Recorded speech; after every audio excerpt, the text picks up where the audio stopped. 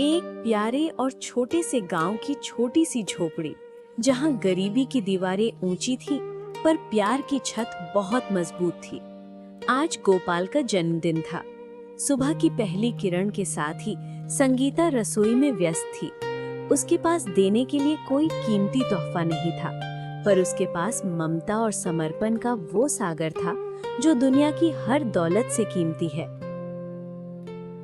जन्मदिन की बहुत बहुत शुभकामनाएं। आज के इस खास दिन पर तुमसे बस एक ही वादा चाहिए, तुम सारी जिंदगी बस ऐसे ही मेरे साथ रहना। गोपाल ने अपनी थकी हुई आंखों से कमला की ओर देखा। अरे तुम्हारे बिना मेरा और है ही कौन? तुम्हारी सेवा और साथ नहीं तो मुझे जिंदा रखा हुआ है। मैं तुम्हारे पास नहीं रहूंगा तो और किसके पास रहूंगा? मैं जानती हूँ तुम मुझसे कितना प्यार करते हो, ये कहने की जरूरत नहीं है। देखो, बड़ी मेहनत से तुम्हारे लिए खीर बनाई है, इसे खाओ और बताओ कैसी बनी है। सच कहूँ तो मेरा बहुत मन था कि आज तुम्हें कोई बड़ा उपहार दूं, पर विधाता ने हमें वैसी सामर्थ्य नहीं दी, इसलिए तुम्हारी पसंद की एक खीर बना पाई। गोपाल की आंखें भर आईं। वो जानता था कि एक एक पैसा जोड़ना कमला के लिए कितना मुश्किल है। क्यों फालतू में पैसे खर्च किए? अगर ये खीर ना बनाती और पैसे बचा लेती तो हमारे घर का हफ्ते भर का राशन आ जाता। तुम जमींदार के घर कितनी मेहनत करके थोड़े से पैसे कमाती हो। मेरी नौकरी जाने के बाद तुमने ही तो इस टूटते हुए संसार को संभाला है। तुम काम करो या मैं, एक ही बात है, हम अलग थोड़ी हैं। तुम काम ढूंढ रहे हो, मुझे पता है। जिस दिन तुम्हें कोई अच्छा काम मिल जाएगा, मैं ये मेहनत का काम छोड़ दूंगी, तब हम मिलकर लड़ेंगे। सच कहूं, जब तुम्हें दूसरों के घरों में बर्तन मांजते या झाड़ू लगाते हुए देखता हूं तो मेरा सीना फट जाता है। पर क्या करूं, जहां मैं काम करता था उस मालिक ने मुझ पर चोरी का झूठा इल्जाम लगाकर बाहर निकाल दिया। ईमानदारी का फल ऐसा मिलेगा कभी सोचा न था। तुम इतना मत सोचो, सच को कोई दबा नहीं सकता। एक ना एक दिन तुम्हें काम जरूर मिलेगा। अच्छा, अब छोड़ो ये सब, जल्दी से ये खीर खाओ और मुझे काम पर भी निकलना है। पहले ही बहुत देर हो चुकी है। पता नहीं आज मालकिन क्या क्या सुनाएगी, पर जो भी कहे मुझे बुरा नहीं लगेगा।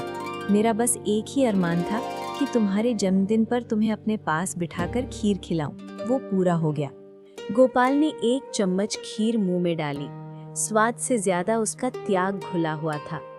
तुम जैसी जीवन संगिनी पाना वाकई नसीब की बात है। हमारे घर में अभाव है, गरीबी है, पर प्यार की कोई कमी नहीं है ना? मैं बस यही चाहता हूँ कि जब तक हम जिए ऐसे ही हंसते मुस्कुराते साथ रहें। हाँ, तुमने एकदम सही कहा। भले ही पेट आधा भरा हो, पर मन भरा रहना चाहिए। हमारे बीच का ये प्यार कभी कम ना हो, बस यही दुआ है। सूरज अब ऊपर चढ़ा आया था। कमला ने अपना आंचल ठीक किया और काम पर जाने के लिए तैयार हुई। अच्छा, अब तुम काम पर जाओ। जमींदार की पत्नी बहुत गुस्सैल है, कहीं ज्यादा बातें ना सुना दे। ठीक है, मैं चलती हूँ। तुम आराम से पूरी खीर खत्म करना। मैं जब शाम को लौटूंगी तब तुमसे पूछूंगी कि स्वाद कैसा था। संगीता तेज कदमों से पगडंडी की ओर निकल गई और नरेंद्र उसे तब तक देखता रहा जब तक वो ओझल नहीं हो गई। झोपड़ी छोटी थी, पर उस पल वो किसी महल से कम नहीं लग रही थी। क्यों रे संगीता, आज काम पर आने में इतनी देर क्यों की? इस तरह काम करेगी तो तुझे काम पर नहीं रख पाऊंगी मैं। हाँ, तनख्वाह तो अच्छी पाती है, फिर भी तू काम में इतनी काम चोरी करती है। क्षमा करें, कल काम खत्म करके आपको बोल कर गई थी कि आज आने में थोड़ी देर हो जाएगी। दरअसल आज मेरे पति का जन्मदिन है, इसीलिए आने में जरा देर हुई। पर चिंता मत कीजिए, मैं सारा काम बहुत जल्दी खत्म कर दूंगी। तेरे काम से ज्यादा तो तेरी गलतियां दिखती हैं। और तूने इतना बड़ा झूठ मुझसे कैसे बोला? कल तूने कब कहा था कि आज देर से आएगी? इतना झूठ क्यों बोलती है रे? तुझे पता भी है जमींदार इनसे झूठ बोलने की सजा क्या होती है? नहीं, आपसे समझने में भूल हो रही है, मैं सच बोल रही हूँ। अच्छा, अगर आपको याद नहीं है तो मुझे माफ कर दीजिए, दया कीजिए। मैं फिर कभी काम पर आने में देर न करूँगी। चाहे मेरी कोई भी समस्या हो, पहले काम पर आऊंगी। सुन रे नौकरानी संगीता, हम तेरी तरह नीच और छोटे लोग नहीं हैं। हम जमींदार हैं, हम धनवान और प्रभावशाली हैं। अब जब तूने मुझे इतना गुस्सा दिला ही दिया है तो तेरी इस महीने की आधी तनख्वाह काट ली जाएगी कि तेरे देर से आने की सजा है, ताकि भविष्य में तू फिर कभी देर ना करे। ये आप क्या कह रही हैं? कृपया ऐसा मत कीजिए, हम तो जीते जी मर जाएंगे। इस महीने पहले ही बहुत कर्ज ले लिया है। मैं आपके पांव पड़ती हूँ, मुझे माफ कर दीजिए, इस बार के लिए दया कीजिए। भूल शायद मेरी ही थी, मुझे आपको अच्छी तरह से बोलकर जाना चाहिए था। मुझसे अब एक भी शब्द मत बोल, चुपचाप मन लगा कर काम कर। और जब मैंने कह दिया कि आधी तनख्वाह मिलेगी तो मतलब आधी ही मिलेगी। ज्यादा बहस की तो पूरी तनख्वाह काट लूंगी। हमें अपने जैसा छोटा आदमी मत समझ, समझी तू? हाय रे विधाता, अब क्या होगा? अब हम अपना गुजारा कैसे करेंगे?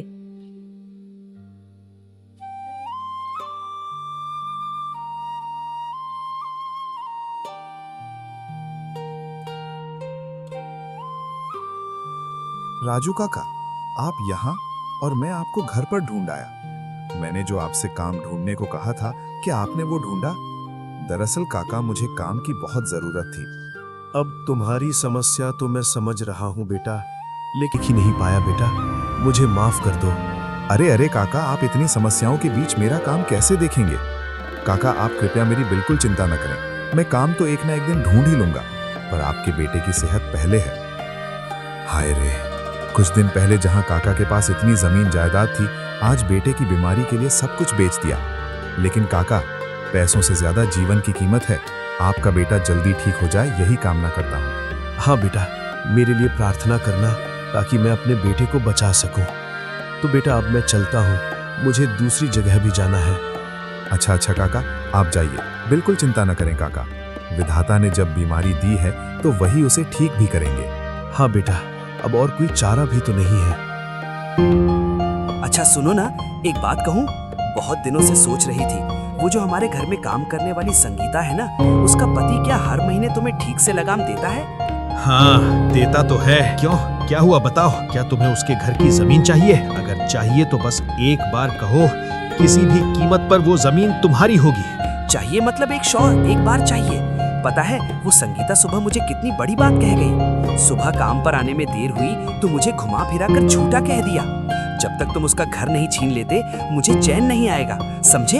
भाग्यवान, आप थोड़ा दिमाग ठंडा करो। तुम्हें पहले ही बताए देता हूँ, कुछ ही दिनों में उसका घर छीनकर तुम्हारे हाथ में सौंप दूंगा। समस्या है भाग्यवान, समस्या है। मुझे पहले कुछ काम करने होंगे। उसके नाम के जाली कागजात बनाकर उसे घर से बेघर करना होगा। उसकी है कि मेरी भाग्यवान से मुंह लगा के बात करे और ऊपर से झूठा कहे। ठीक है, तुम्हारी बात मानकर मैं अपना दिमाग ठंडा करती हूँ अब। लेकिन बहुत जल्दी सब कुछ करना, उसे दिखा दूंगी कि जमींदारी क्या चीज होती है और तुम जैसे छोटे लोगों के साथ जमींदारी क्या कर सकती है। सिर्फ जमीन छीन कर नहीं रुकूंगा, उन्हें गांव से भी निकाल दूंगा। बस तुम कुछ दिन और इंतजार करो। भाग्यवान, आज मैं इतना खुश हूँ कि मुझसे ज्यादा खुश इस दुनिया में कोई नहीं है। मैंने जमींदार को महीने का लगान दे दिया है। भाग्यवान, अरे अरे, ये तुमने क्या कह दिया? भाग्यवान, ये तुमने क्या कह दिया? तुम काम पर जाओगी? मतलब अब तुम काम पर नहीं जाओगी? ऐसा करने से कैसे चलेगा? काम नहीं करेंगे तो घर कैसे चलेगा बताओ? जानते ही हो बाजार का जो खर्च है उसे कौन संभालेगा? इतने दिन काम किया तो किया, अब से काम का नाम भी तुम अपने मुंह से नहीं लोगी। तुम्हें मैं काम पर नहीं जाने दूंगा, मतलब नहीं जाने दूंगा। हो सकता है तो मैं शहर जाके काम करूंगा। ना, तुम मुझे छोड़कर शहर चले गए तो मैं कैसे रहूंगी बताओ? जहां जाओगे मुझे भी साथ लेकर जाओगे। अरे, इस घर से जल्दी बाहर निकला। तेरे साथ आज मेरा समझौता होगा। जल्दी बाहर निकला, बोल रहा हूँ। अरे, ऐसे मुझे कौन बुला रहा है? चलो तो जाकर देखते हैं। आवाज कैसी जानी पहचानी लग रही है। अरे जमींदार साहब, आप स्वयं मेरे घर में? अरे मेरी क्या किस्मत, आपको कहाँ बैठने को कहूँ जमींदार साहब? तेरे घर में मैं बैठने नहीं आया हूँ, तेरे साथ समझौता करने आया हूँ, समझा? तेरा 1 साल का लगान बाकी है। जल्दी लगान के पूरे पैसे दे, अभी इसी क्षण। अगर नहीं दिए तो अभी तेरे साथ ऐसा कुछ होगा जिसकी तूने कल्पना भी नहीं की होगी। ये क्या कह रहे हैं आप जमींदार साहब? मेरे पति और मैं दोनों मिलकर आपको हर महीने लगान दे आते हैं। पिछले महीने भी तो आपको लगान दे आए। हमने फिर कहाँ लगान बाकी रखा बताइए? हाँ जमींदार साहब, मेरी पत्नी तो एकदम ठीक बात कह रही है। हमने कभी लगान बाकी नहीं रखा। किसी दिन हमने 2 दिन भूखे रहकर देखा है, लेकिन लगान के पैसे हमने पूरे दिए हैं। सच में इतनी हिम्मत? आज से तेरा ये घर मेरा हुआ। अभी अभी इस घर से जल्दी चले जा, नहीं तो बहुत बुरा हो जाएगा। जमींदार साहब, मैं आपके पैर पड़ता हूँ। मेरी पत्नी अभी गर्भवती है। कुछ दिनों बाद मेरा बच्चा आएगा इस दुनिया में। हम अब कहाँ जाएंगे जमींदार साहब? दया करके हमारा घर मत छीनिए जमींदार साहब। मैं हूँ जमींदार, मैं जो कहता हूँ वही करता हूँ। हट, इस घर से जल्दी बाहर निकल, चल। ठीक है जमींदार साहब, आप जब हमें यहाँ रहने नहीं देंगे तो हम ये घर छोड़कर चले जाते हैं। और मैं ये भी जानता हूँ कि ये गांव वाले आपको कुछ भी नहीं कहेंगे, क्योंकि उनमें बिल्कुल भी हिम्मत नहीं है। चलो भाग्यवान, हमें नहीं रहना ऐसे लोगों के बीच। भगवान सब सही करेगा।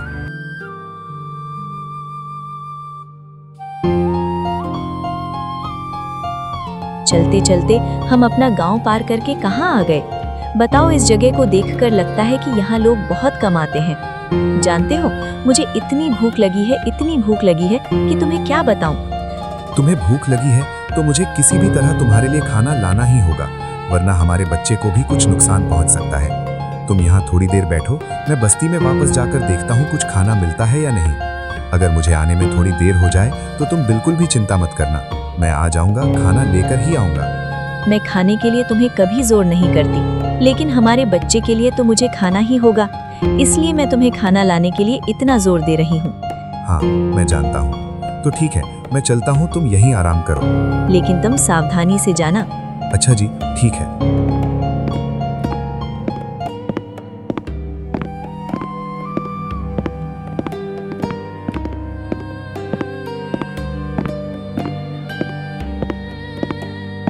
अरे सुनती हो, एक जगह 1.5 घंटा काम करके तुम्हारे लिए ये खाना लेकर आया हूँ।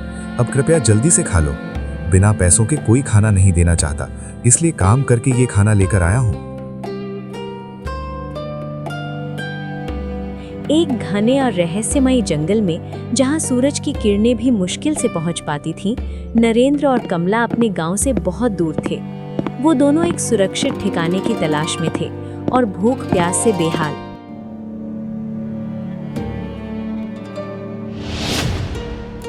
गोपाल, देखो, ऊपर से कुछ चमकती हुई चीज नीचे झाड़ियों में गिरी है। हाँ संगीता, मैंने भी देखा। चलो देखते हैं क्या है। झाड़ियों के बीच उन्होंने देखा एक परी बेहोश पड़ी थी। उसके पंख हल्के रंग के थे, लेकिन एक पंख बुरी तरह मुड़ा हुआ था। संगीता ने अपनी साड़ी का पल्लू फाड़ा और उससे परी के पंख को धीरे से बांधा ताकि उसे सहारा मिल सके। संगीता, मैं 1.5 घंटे की कड़ी मेहनत के बाद जो तुम्हारे लिए खाना लेकर आया था, वो अभी इस घायल परी को दे देते हैं। इस खाने की हमसे ज्यादा जरूरत अभी इसको है। गोपाल ने वो खाना धीरे से परी के सामने रख दिया। थोड़ी देर में परी को होश आ गया। अपने घायल पंख को फड़फड़ाया, लेकिन वो उड़ नहीं पाई। उसकी आंखों में उदासी और डर साफ दिख रहा था।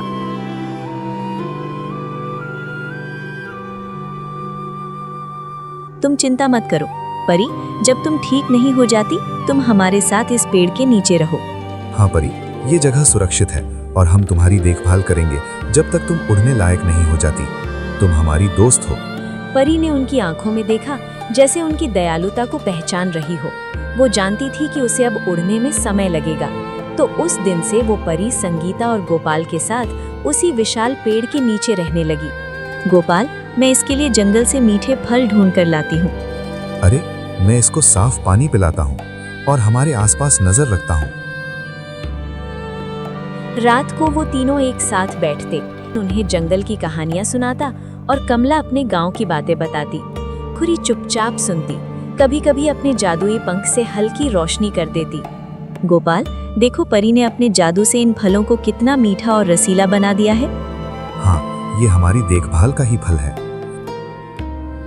समय बीतता गया। पंखुरी के पंख धीरे धीरे ठीक होने लगे, लेकिन इस दौरान उन तीनों के बीच एक गहरा रिश्ता बन गया था।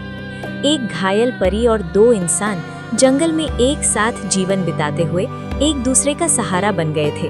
एक रात संगीता, गोपाल और पंखुरी पेड़ के नीचे आग जलाकर बैठे थे। पंखुरी का पंख अब पूरी तरह ठीक हो चुका था। वो खुशी से अपने पंख फड़फड़ा रही थी। संगीता, गोपाल, तुम दोनों ने मेरी बहुत मदद की है। जब मैं घायल होकर गिरी थी, तब तुमने मुझे सहारा दिया। अब मैं पूरी तरह से उड़ सकती हूँ। हमें बहुत खुशी है कि तुम ठीक हो गई, लेकिन अब तुम हमें छोड़कर चली जाओगी। हाँ, तुम्हारे बिना ये जंगल खाली खाली लगेगा। मैं तुम्हें छोड़कर नहीं जाऊंगी, लेकिन अब समय आ गया है कि तुम दोनों अपने घर लौट जाओ। तुम लोगों ने मेरे लिए बहुत कष्ट सहे हैं। ने अपनी जादुई पंख से एक छोटी सी जादुई शीशी निकाली जिसमें नीले रंग का पानी चमक रहा था। ये सत्य का जादुई जल है। संगीता, गोपाल, इसे अपने पास रखो। जब तुम अपने गांव जाओगे तो इस जल की तुम्हें बहुत जरूरत पड़ेगी। इस जल से क्या होगा पंखुड़ी? अगर तुम इसे किसी के ऊपर छिड़कोगे तो वो केवल सच बोलेगा। इससे तुम अपने अत्याचारी जमींदार का सच सबके सामने ला सकते हो। पंखुड़ी ने अपनी जादुई शक्ति से बहुत सारा सोना, हीरे और चांदी भी उन्हें उपहार में दिए। अब तुम दोनों घर लौट जाओ और हाँ, अपने गांव जाकर उस अत्याचारी जमींदार पर ये जल जरूर छिड़कना।